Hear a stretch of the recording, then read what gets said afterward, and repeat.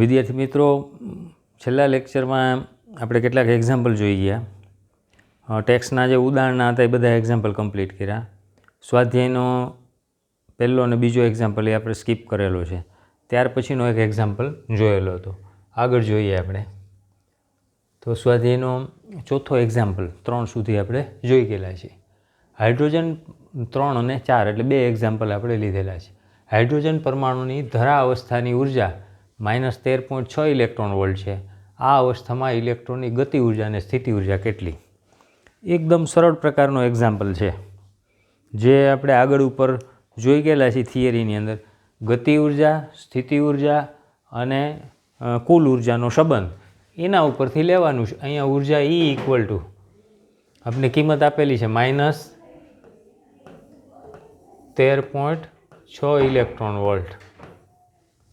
એનો ઉપયોગ કરી અને કુલ ઉર્જા ઉપરથી ગતિ ઉર્જા અને સ્થિતિ ઉર્જા સાથેનો રિલેશન. તો આના ઉપરથી લેવા જઈએ તો ગતિ ઉર્જા એટલે કેટલી થાય વિચારો. આપણે લાસ્ટ લેક્ચરમાં કીધું હતું સાથે નોટબુક રાખવાની, પેન રાખવાની અને મગજ પણ સાથે એપ્લાય કરતું જવાનું છે. વિચારો તો ગતિ ઉર્જા અને કુલ ઉર્જા બંનેનું મૂલ્ય સમાન હોય, પણ આ ઋણ છે તો આ કેટલું હોય? ધન હોય. એટલે E²/8πε0r આટલું મળે. ફેર માત્ર નિશાનીનો. એવી જ રીતે સ્થિતિ ઉર્જાની વાત કરીએ તો સ્થિતિ ઉર્જા આના કરતાં ડબલ હોય. એટલે U ઇક્વલ ટુ E²/8ની જગ્યાએ 4πε0r અને આ ઋણ છે, આ પણ ઋણ છે. તો આના ઉપરથી આપણે રિલેશન લઈ ગયા હતા કે K ઇક્વલ ટુ શું થાય? તો કે E એમનું એમ જ, પણ આગળ નિશાની ઋણ મૂકવાની. તો K ઇક્વલ ટુ આપણો આન્સર જે વેલ્યુ છે એમને જ મૂકી દેવાની, equal to -13.6 electron volt equal to 13.6 electron volt. તો કાઇનેટિક એનર્જી મળી ગઈ, ગતિ ઉર્જા. સ્થિતિ ઉર્જા લેવું હોય તો બંનેની વેલ્યુમાં શું ફેર છે?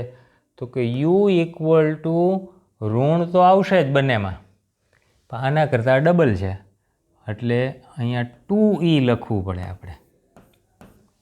અને 2E લખો એટલે 2 ઇન્ટુ -13.6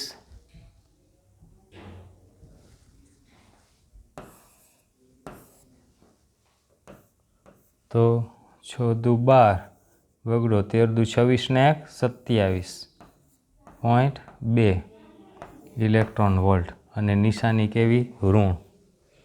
તો આપણો જવાબ થયો. તો નાનો ઓબ્જેક્ટિવ પ્રકારનો એક્ઝામ્પલ આ થયો. તો આટલી વાત આની અંદર છે. તો આ K અને આ U. નેક્સ્ટ, પ્રારંભમાં ધરા સ્થિતિમાં રહેલો હાઇડ્રોજન પરમાણુ એક ફોટોનનું શોષણ કરે છે જે તેને n બરાબર 4 સ્તર સુધી ઉત્તેજિત કરે છે. તો આ ફોટોનની આવૃત્તિને તરંગ લંબાઈ શોધો. આ પણ સરળ પ્રકારનો એક્ઝામ્પલ છે. તો એની અંદર આપણે પહેલાં ક્યાં n ઇક્વલ ટુ 1 એની અંદર અને n ઇક્વલ ટુ 4. તો એનું ટ્રાન્ઝેક્શન ક્યાંથી ક્યાં જાય છે? તો કે 4માંથી 1માં શોષણ કરીને, એટલે 1માંથી 4માં, એટલે 1 to 4 આમ થયું, 1 to 4. તો એના માટે ઉર્જા લેવા જઈએ તો આપણી પાસે જનરલ ફોર્મ્યુલા છે. આમાંથી આપણે કઈ કઈ ઉર્જા મેળવવી છે? તો કે E1 ઇક્વલ ટુ તો -13.6 n બરાબર 1 મૂકો તો -13.6 ઇલેક્ટ્રોન વોલ્ટ. એવી જ રીતે 4 માટે લેવા જાઓ તો E4 તો -13.6 છેદમાં n સ્ક્વેર એટલે 4 સ્ક્વેર.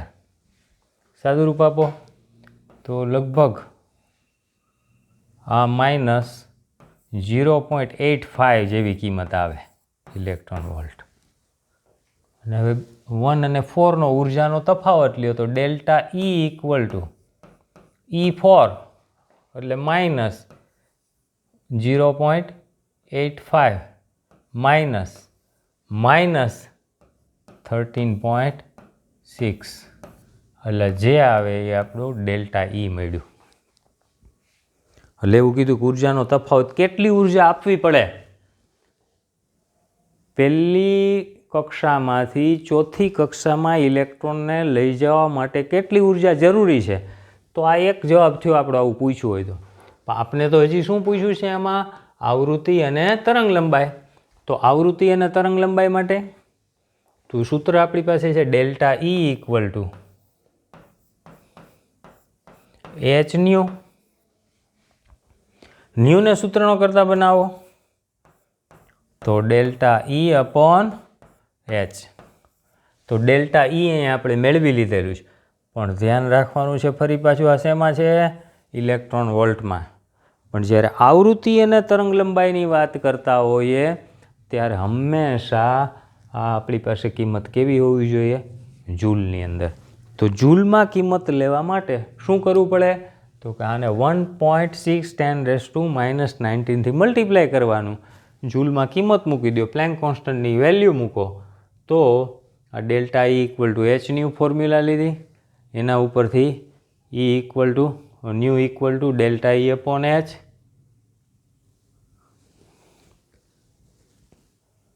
hની વેલ્યુ બધી કિંમતો મૂકી દો એટલે ડેલ્ટા E ઇક્વલ ટુ અહીંયા આપણે કીધું હતું ઇલેક્ટ્રોન વોલ્ટને જૂલમાં કન્વર્ટ કરો એટલે 20.4 × 10⁻⁹ જૂલ.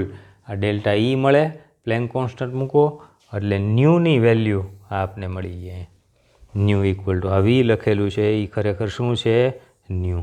તો એક જવાબ થયો આપણો ન્યૂ ઇક્વલ ટુ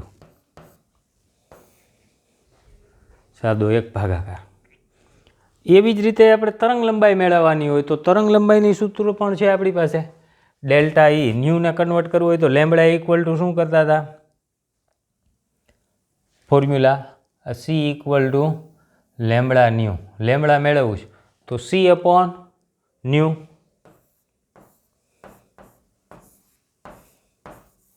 C એટલે વેલોસિટી ઓફ લાઇટ, પ્રકાશનો વેગ 3 × 10⁻10 મીટર પર સેકન્ડ. અને ન્યૂ જે અહીંયા મળી ગઈ છે મૂકી દો તો લેમ્બડા મળી જાય આપણે.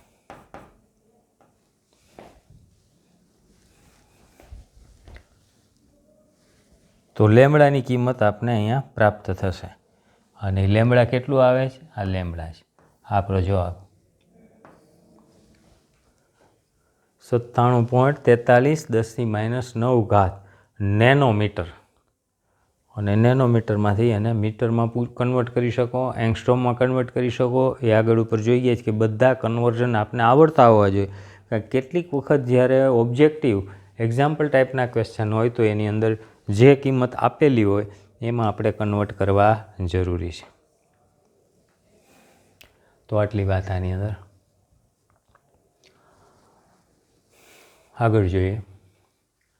બોહર મોડલનો ઉપયોગ કરી n ઇક્વલ ટુ 1, 2 અને 3 સ્તરોમાં હાઇડ્રોજન પરમાણુના ઇલેક્ટ્રોનની ઝડપની ગણતરી કરો અને દરેક સ્તર માટે કક્ષીય આવર્તકાળ શોધો. એટલે બે વસ્તુ શોધવાની છે. થોડી વધારાની પ્રેક્ટિસ માટે આપણે આ એક્ઝામ્પલ આપ્યો છે એમ કહી શકાય. એકચ્યુઅલી આપણે જો લેવા જઈએ તો અહીંયા મેળવવાનું શું વાત આવે છે n ઇક્વલ ટુ 1, 2 અને 3 માટે ઝડપ. તો ઝડપ મેળવી તો V1 મેળવવાનું, એક V2 મેળવવાનું છે અને એક V3 મેળવવાનું છે. 3 વસ્તુ થઈ. એવી જ રીતે શું મેળવવાનું છે તો કે આવર્તકાળ T1, T2 અને T3. એટલે n ઇક્વલ ટુ 1 મૂકો એટલે આ બંને 1 1 મળે, 2 મૂકો એટલે 2. એટલે ખરેખર એક્ઝામ્પલ ખૂબ ગણતરી લાંબી થાય છે, પણ મેળવતા આપણે V1 ને T1 આવડે એટલે બાકીનું આવડે. V2 મેળવી શકીએ, V3 મેળવી શકીએ, T1 મેળવી શકીએ, T2 મેળવી શકીએ અને T3 મેળવી શકીએ. તો એના માટે આપણી પાસે ફોર્મ્યુલા પહેલાં આપણે V મેળવવું છે તો વીની ફોર્મ્યુલા છે V=E²/2ε0NH આગળ જોઈ ગયા છે. જો આમાં આપણે 1 જોતું હોય તો n=1 મૂકો તો V1=E²/2ε0H એટલે V1 મળી જાય.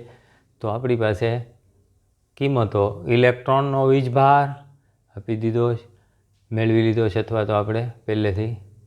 પછી આ ε0 છે, H છે, M છે, V1 V2 V3 આ મેળવવાના છે.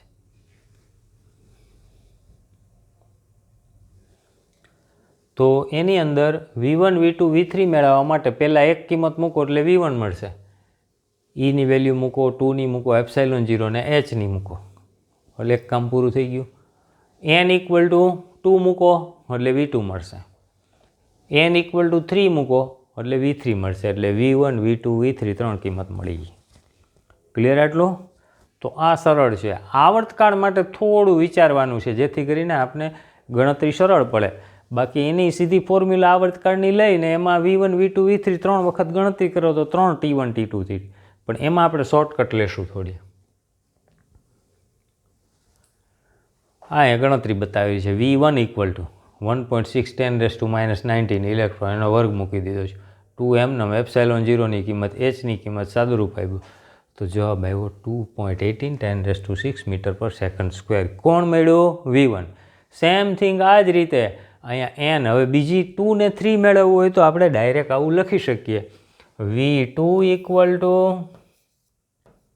જો આ બધી કિંમત તો આમની આમ જ છે, n=1 મૂકેલું છે તો V2 મેળવવું હોય તો શું કરવું પડે? તો કે આ આખી કિંમત V1/2 ડિવાઈડ કરી નાખો એટલે V2 મળે. તો ફરીથી આખી ગણતરી કરવાની જરૂર નથી. V3 મેળવવું છે તો આ તો આપણી પાસે કિંમત હતી, ખાલી 3 મૂકવાનું. તો V1 તો છે જ, તો V1/3 તો કિંમત મળી ગઈ. એટલે તમે ત્રણ ગણતરી આવી અલગ અલગ કરવાની જગ્યાએ એક મેળવી લીધી છે. આ કિંમતો બધી મૂકીને વ્યવસ્થિત ગણતરી, પછી 2 ને 3 એ ડાયરેક્ટ એની સાથે બોનસમાં મળે. હવે આવર્તકાળની વાત તો આગળ ઉપર જોઈ ગયા છીએ વેગ સાથેનો આ રિલેશન છે V=d/t. તો એના ઉપરથી t મેળવો તો શું થાય? t=d/v. અને d એટલે શું થાય? તો કે 2πr/v. આવી ફોર્મ્યુલા આપણે લઈ શકીએ 2πr/v.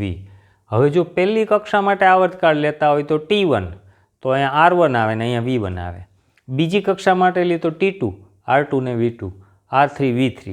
તો દરેક માટે તમારે R અને Vની જરૂરિયાત ઊભી થાય તો V1 V2 V3 તો આપણી પાસે રેડીમેડ છે. હવે પ્રોબ્લેમ ક્યાં રહ્યો? તો કે R1 R2 R3નો. તો R1 મેળવવા માટે ફરી પાછી આગળ ફોર્મ્યુલા જોઈ ગયા હતા, એનો ઉપયોગ કરી લ્યો. R= મેળવેલો છે R=n1² આના ઉપરથી તમે R1 મેળવો તો h² ε0 π/m² બધી વેલ્યુ છે આપણી પાસે. H પ્લેન્ક કોન્સ્ટન્ટ છે, ε0 છે, પાઈ, m અને e બધી કિંમતો મૂકો એટલે R1 મળે. આ R1ની કિંમત અહીંયા મૂકી દો એટલે T1 મળશે. તો T1 તો અહીંયા છે R1 અને અહીંયા V1. આ R1ની કિંમત ઇન્ટ્રોડ્યુસ કરી દો, V1ની કિંમત અહીંયા મેળવી લીધી છે, ઇન્ટ્રોડ્યુસ કરો એટલે T1 મળે. તો આ સરળ થયું. હવે T2ની ગણતરી માટે આ બધી પાછી એક્સરસાઇઝ કરવાની જરૂર નથી, ખોટી વધારાનું લેબર વર્ક થાય. તો આપણે ડાયરેક્ટ જે શીખેલા છીએ એ સિદ્ધાંતોનો ઉપયોગ કરવાનો છે. તો આની અંદર સૂત્રની અંદર આપણે R પ્રપોર્શનલ ટુ એવું કીધું હતું. શું કીધું હતું? n², યાદ કરજો. અને V પ્રપોર્શનલ શું કીધું હતું? 1/n². તો અહીંયા આ કિંમતની અંદર આરની જગ્યાએ Rn × n² થશે અને અહીંયા Vnની જગ્યાએ V1n², V1/n. તો એનો રિલેશન જો આના જેવો ટીનો લ્યો તો T proportional to n cube થાય. શું થાય? T proportional to n cube. અને એટલા માટે જેમ અહીંયા V1 V2 V3 આ રીતે મેળવી લીધા હતા એ રીતે એક R1 મેળવીને કિંમત T1ની મેળવી લીધી. પછી દરેક વખતે T1 માટે R1 V1 R2 V2 R3 V3 એવું મેળવવાની જરૂર નથી. ડાયરેક્ટ રિલેશન લ્યો તો Tn equal to n cube T1 આમ લખી શકાય.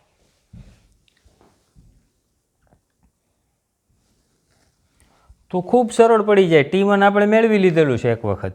હવે જોઈએ છે આપણે T2 તો 2 ક્યુબ T1 સીધી કિંમત મૂકી દો એટલે T2 મળે. T3 2ની જગ્યાએ 3 મૂકો T1 બધી વેલ્યુ મૂકશો એટલે 1 2 3 ત્રણે ત્રણ વસ્તુ મળી ગઈ T1 T2 T3. તો આ રીતે જો તમે મગજમાં રાખો તો તમે શોર્ટકટ મારી શકો અને એના માટે તમે ખબર હોવી જોઈએ કે R proportional two n square V proportional two 1/n² અને તો T proportional two Tn cube. તો આ શોર્ટ ટાઈપના એક્ઝામ્પલની અંદર પણ તમને ઉપયોગી થાય. ગણતરી થોડી વધારે લાગે છે પણ એવું કાંઈ નથી. નેક્સ્ટ, હાઇડ્રોજન પરમાણુની સૌથી અંદરની ઇલેક્ટ્રોન કક્ષાની ત્રિજ્યા આપી દીધી છે. તો n ઇક્વલ ટુ 2 અને n ઇક્વલ ટુ 3 કક્ષાઓની ત્રિજ્યા કેટલી હોય? ખૂબ સરળ, સિમ્પલ 1 માર્કનો ક્વેશ્ચન કહેવાય. આગળ હમણાં જોઈ ગયા હતા R પ્રપોર્શનલ ટુ શું કીધું હતું આપણે? n². R proportional two n². અને પછી રિલેશન આપ્યો તો Rn equal to n² into R1. તો ઓલરેડી આપણે R1ની વેલ્યુ આપી દીધી છે. આ શું છે? R1 છે. તો R1 ઇક્વલ ટુ વેલ્યુ આપેલી છે 5.3 10⁻11 મીટર. મૂકી દો. n ઇક્વલ ટુ 2 મૂકો તો R2 ઇક્વલ ટુ n² જગ્યાએ 2 એનો સ્ક્વેર. R1ની વેલ્યુ 5.3 10⁻11 તો R2 મળે. એવી જ રીતે R3 મેળવવું છે. અહીંયા n તો R3 ઇક્વલ ટુ અહીંયા 2ની જગ્યાએ શું મૂકો? 3 મૂકો. 5.3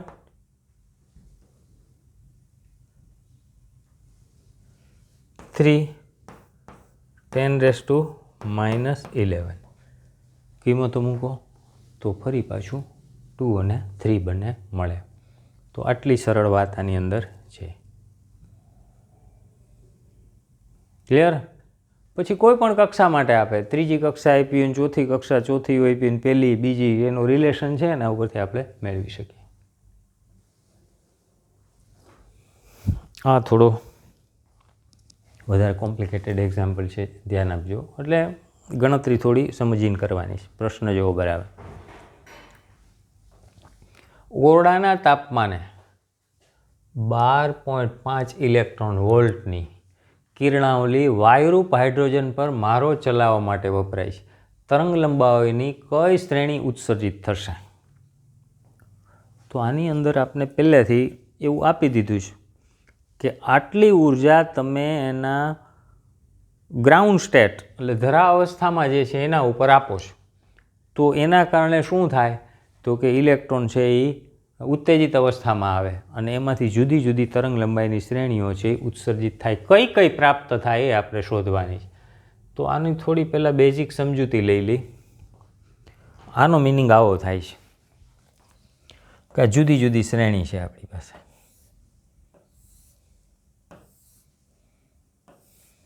તો પહેલાં n ઇક્વલ ટુ 1. હવે અહીંયા છે એની પાસે -13.6 ઇલેક્ટ્રોન વોલ્ટ હોય ઉર્જા. પછી ઉપર જાય એટલે 3 પોઈન્ટ સમથિંગ 4 કે એવી કંઈક વેલ્યુ આવે છે. પછી -1.51 ઇલેક્ટ્રોન વોલ્ટ, -0.85 ઇલેક્ટ્રોન વોલ્ટ. આ એક ચેક કરજો એક્ઝેક્ટ વેલ્યુ. તો આ જે ગ્રાઉન્ડ સ્ટેટમાં છે એમાં પ્લસ કેટલી ઉર્જા આપવામાં આવે છે? તો કે 12.5 ઇલેક્ટ્રોન વોલ્ટ. પ્લસ કેટલી કરી છે? 12.5 ઇલેક્ટ્રોન વોલ્ટ. આટલી ઉર્જા આપી. તો આટલી ઉર્જા આપો તો આની તફાવત જેટલી ઉર્જા છે એ બાકીની એની પાસે વધારાની રહે, અને એટલી ઉર્જા મળવાને કારણે એ શું થશે? ઇલેક્ટ્રોન જમ્પ કરીને જાય આગળ. પણ ક્યાં જાય, કેના ઉપર આધારિત રહે એ આપને ખબર નથી. તો કે એને કેટલી ઉર્જા મળે છે, જો આ બેના તફાવત જેટલી મળે તો અહીંયા આવે, આ બેના તફાવત જેટલી મળે તો અહીંયા, ને આ બેના તફાવત જેટલી મળે તો અહીંયા. પણ ગણતરી ઉપરથી આપણે જાણીએ છીએ કે E ઇક્વલ ટુ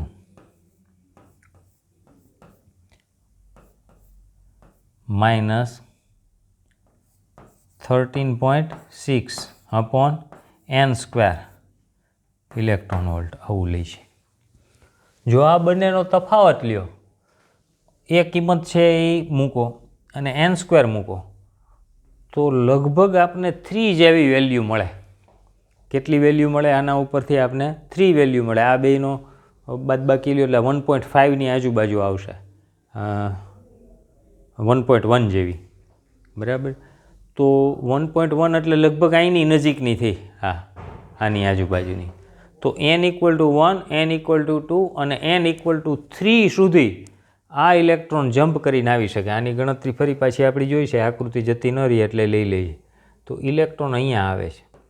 હવે ઇલેક્ટ્રોન અહીંયા આવ્યા પછી હજી તો ઉત્તેજિત થયો, આપણે એવું કીધું કઈ તરંગ લંબાઈની શ્રેણી ઉત્સર્જિત થાય. એટલે હવે આ ઇલેક્ટ્રોન નીચે આવે, ફરી પાછો નીચે આવે તો પોસિબિલિટી કઈ રહી? એક સીધો અહીંયા નીચે આવે તો લાયમન શ્રેણીની પહેલી રેખા ઉત્સર્જિત થાય. પણ એમ થવાને બદલે એવું બને કે ડાયરેક્ટ આવવાની બદલે પહેલાં અહીંયા આવે અને પછી અહીંયા આવે. જો આમ આવે તો સોરી, આ લાયમન શ્રેણીની અહીંથી આવે છે એટલે બીજી રેખા થશે. આ કઈ થઈ? બીજી રેખા. કારણ કે અહીંથી આવે ને 1માં, ક્યાંથી આવ્યો? 3માંથી આવે છે. લખી નાખું n equal to 2, n equal to 3. તો લાયમન શ્રેણીની આ એક રેખા મળે, આ રેખાને કઈ કહેવાય? લાયમન 2. પછી બીજી આ આવે એટલે લાયમન 1, અને ત્રીજી રેખા તો 3માંથી 2માં આવે છે. તો 3માંથી 2માં આવે તો કઈ રેખા મળે? તો કે બામર, પણ બામરની પહેલી કહેવાય એટલે બામર 1. તો 3 રેખા આપણે મળે. આટલી પહેલાં સમજૂતી અગત્યની છે, પછી ગણતરીમાં કાંઈ બીજું નથી. તો એક લાયમન 1 મળે, લાયમન 2 મળે અને બામર 1, 3 રેખાઓ મળે. એટલે અહીં લખ્યું છે કઈ શ્રેણી, અને શ્રેણીઓ બ્રેકેટમાં લખ્યું. તો એક લાયમન શ્રેણી, એની 2 રેખા અને બામર. શા માટે? તો કે જમ્પ કરીને n ઇક્વલ ટુ 3માં પહોંચે, અને 3માં પહોંચ્યા પછી નીચે આવવા માટેની 3 સંભાવનાઓ છે. તો આ બધી વાત ફરીથી આપણે જોઈ લઈએ.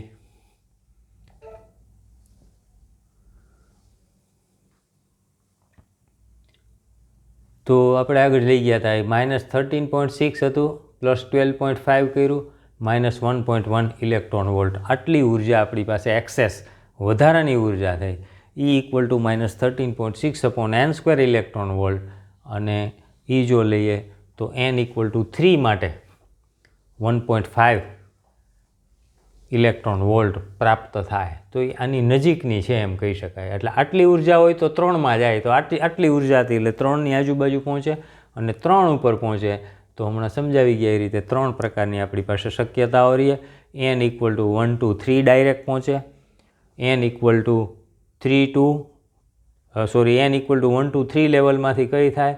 તો કે 3માંથી 1માં જાય, 3માંથી 2માં જાય, અને પછી 2માંથી ક્યાં જાય? 1માં જાય. તો આ 2 લાયમન શ્રેણી મળે, અને આ એક છે આપણે બામર મળે. તો હવે ગણતરી કરવા માટે તો આપણી પાસે સરળ સૂત્ર છે, જનરલ સૂત્ર 1/λ r 1/m² - n². એમાંથી 3 માટે આપણે કિંમતો મેળવી શકીએ. 1/λ r 1/m² -1/n². તો પહેલી આપણે જો લાઇમન લેવી હોય તો અહીંયા 1 મૂકશું, પછી 2માં જાય તો 1માંથી 3માંથી 1માં જાય એટલે અહીંયા છે 3 મૂકો એટલે બીજી રેખા મળે.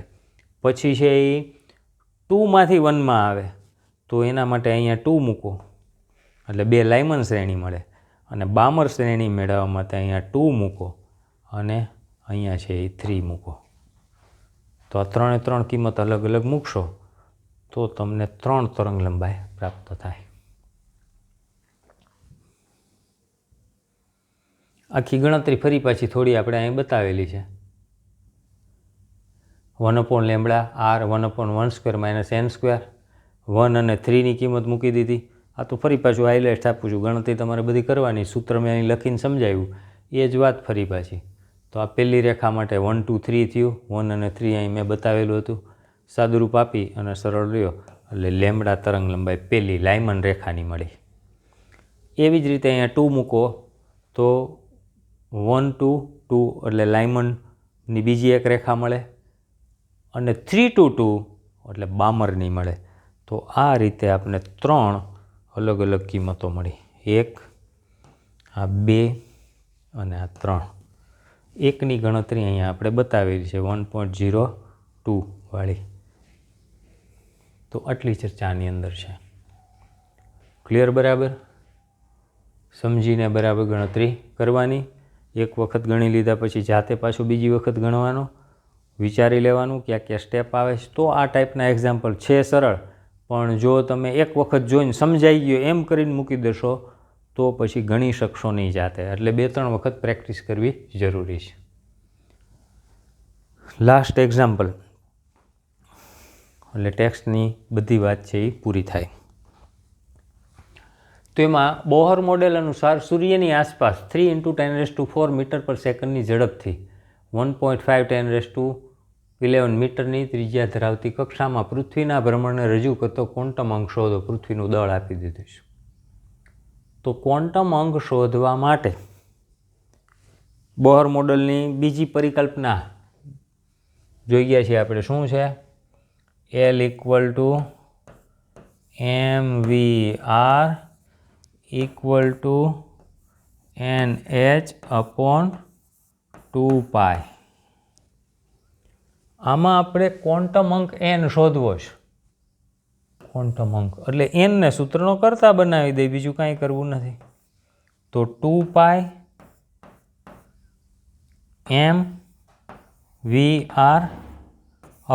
mv/h. ચાલો આમાં કેટલી જરૂરિયાત છે? તો કે 2 ને π કોન્સ્ટન્ટ mની જરૂર છે. જો આપેલ છે તો કે રેડી આપેલ છે. આ શું થઈ ગયું? પૃથ્વીનું દળ m. પછી v આપેલ છે તો કે સૂર્યની આસપાસ આટલી ઝડપથી ગતિ કરે છે એટલે આ આપણો v થઈ ગયો.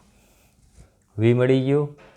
આરની જરૂર છે તો 1.5 × 10⁻11 મીટર. તો આ આપણો r થઈ ગયો.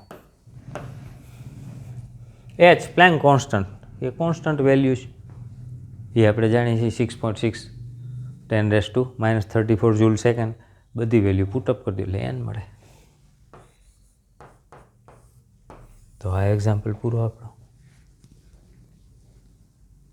જો બરાબર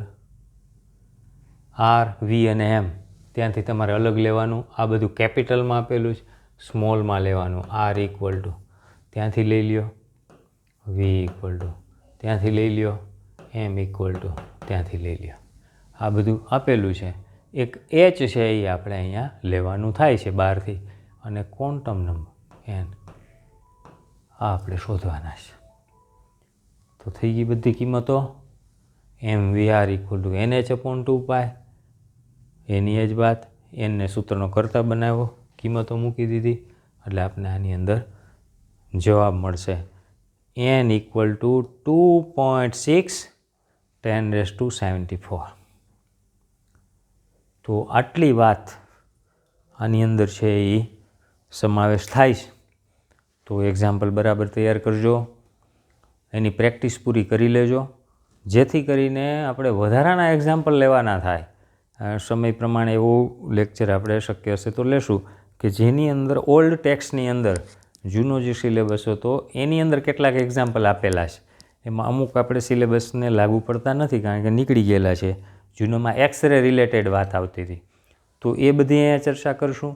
અને સમય રહીએ તો થોડા ઓલ્ડ ટેક્સ્ટના MCQની વાત કરશું.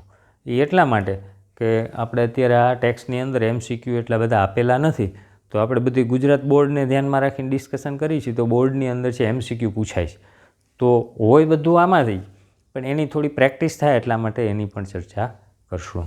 તો આટલું આજે આપણે રાખી છીએ. નેક્સ્ટ લેક્ચરમાં ફરી પાછું કંઈ વધારાના એક્ઝામ્પલ લેશું. ઓકે, સારું. ત્યાં સુધી બરાબર તૈયારી કરજો અને વધારાની મહેનત કરજો. સારું, આવજો.